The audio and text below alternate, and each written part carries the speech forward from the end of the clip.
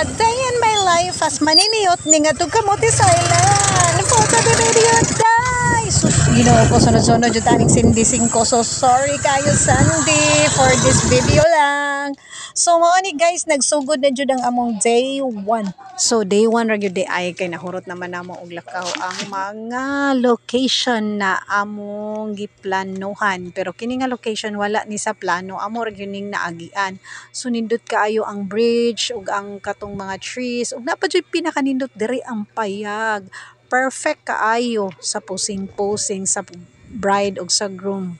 Tanawan ninyo, very nice kaayo ang payag, maoy nakadala og kanindot sa atong location for this first stop. So sa second stop na sadta, so mao ni ang Bukilat Cave.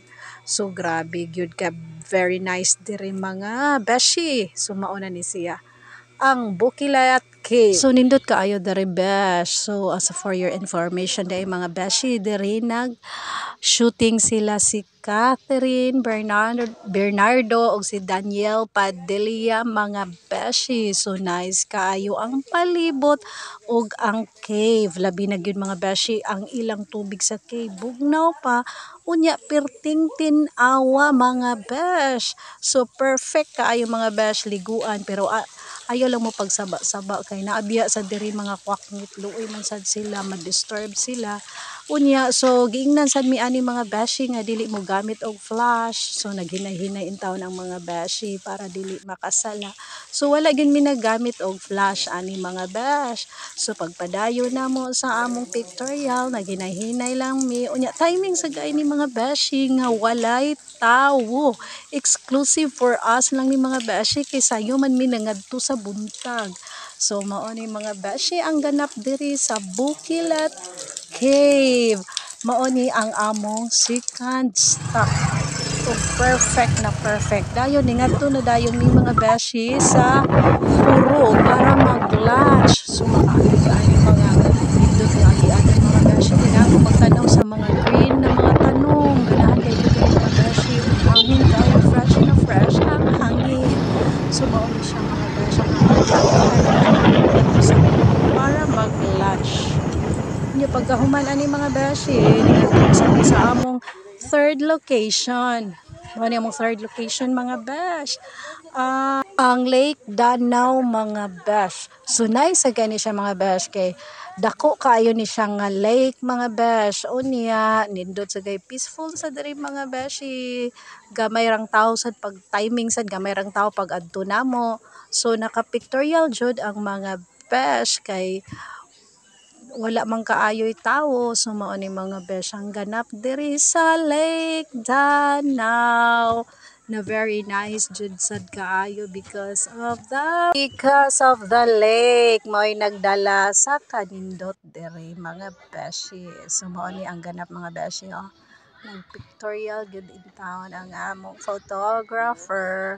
And for your information mga beshi, wala ko nag-picture diri ang usa sa mga maniniyot.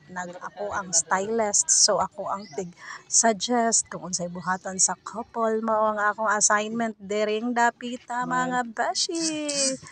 So nice kay nga akong couple ron mga beshi kay mutuo jud sila ug unsay akong ipabuhat nila. Mga buutan kaayo sila mga besh.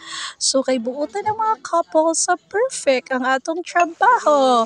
So next mga beshi is diri mga besh, nice jud kaayo ang balas. Tanawa mga beshi, puti kay ang balas mga beshi. Murag jud Boracay, murag smallest kanang side sa Boracay ba, smallest version I mean. Nawa nice jud kayo siya mga besh. Sa Kamote Island gyapon ni mga beshi, nindot kay ang bus puti kayo, ang tubig very nice. Timing pag-ari na mo mga beshi, sunset gi-timing jud ni mga beshi para makita na mo ang sunset mga beshi. Og perfect na achieve jud namo ang sunset sa pictorial mga besh. So thank you jud kayo sa Ginoo nga good weather ang among naadtuan, na-achieve na mo tanan kay nindot kayo ang klima, ang weather. So God bless gid kayo mi ani mga beshi. Mga beshi, so nagganap na sad ang pictorial here. Timing pagkayo mga besh nga na ay iro nga ni sabay sa ilang pictorial mga besh. Mura na og ilang pet mga besh tanawa ni cute kayo ang iro ni apil sa pictorial sa pero daw lang couple. amang kay dili mo kuan, dili sa mo aw-aw. Ever itong nari kami o kami kabat isa na ni nga ni aw-aw. No. Smile doggy. So mauni ang ganap sa among photoshoot sa Camotes Island mga beshi. Babush! God bless! Don't forget to follow, like, and share mga besh!